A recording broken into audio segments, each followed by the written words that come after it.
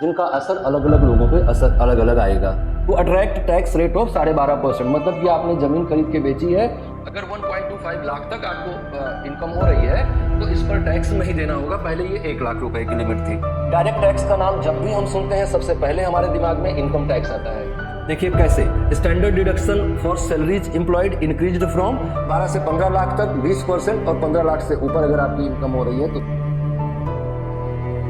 Budget 2024 में प्रत्यक्ष करों के क्षेत्र में भी कुछ बदलाव किए गए हैं, जिनका असर अलग अलग लोगों पे असर अलग अलग आएगा। जैसे सरकार ने कैपिटल गेन टैक्स में चेंज किया है और short term capital gain of financial assets to attract 20% tax rate. और अगर फाइनेंशियल असेट्स का मतलब आपने कोई शेयर खरीदा है, कोई इक्विटी परचेज किया है, उससे आपको इनकम होती है, शॉर्ट टर्म मतलब 1 साल के अंदर का है तो आपको 20% टैक्स देना होगा। Long term gain on all financial and non financial assets to attract tax rate of 12.5%, मतलब कि आपने जमीन खरीद के बेची है, उससे भी बेनिफिट अगर आपको हुआ है तो आपको 12.5% टैक्स देना पड़ेगा।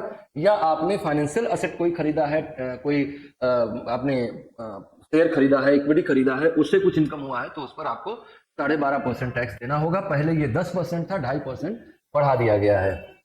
तो मिडिल क्लास की जेब पर एक और प्रहार। लेकिन इधर एक और छूट भी दी गई है। वो छूट ये है कि increase in limit of exemption of capital gain on financial assets to rupees 1.25 lakh. अगर 1.25 लाख तक आपको इनकम हो रही है तो इस पर टैक्स नहीं देना होगा। पहले ये 1 लाख रुपए की लिमिट थी।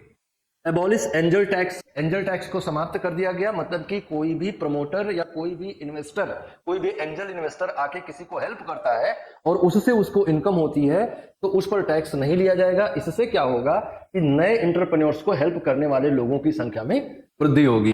12 से 15 लाख तक 20% और 15 लाख से ऊपर अगर आपकी इनकम हो रही है तो एंजल इन्वेस्टर्स और ज्यादा आगे बढ़ेंगे। इससे एम्प्लॉयमेंट भी बढ़ेगा, इन्वेस्टमेंट भी बढ़ेगा। डायरेक्ट टैक्स का नाम जब भी हम सुनते हैं सबसे पहले हमारे दिमाग में इनकम टैक्स आता है। इनकम टैक्स रिजीम में भी कुछ बदलाव किया गया है, जिसमें से 17,500 तक की बचत आप को सरकार कह रही है कि आप कर सकते हैं। देखिए कैसे standard deduction for salaries employed increased from 50,000 to 75,000। सरकार ने मिडिल क्लास की ओर चवन्नी उछाल दी।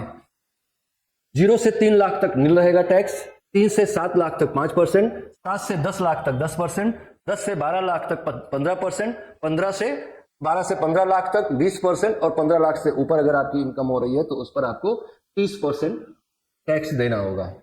भारत में बहुत हैवी टैक्सेशन है इनकम पे, आप इस बात को समझ लीजिए।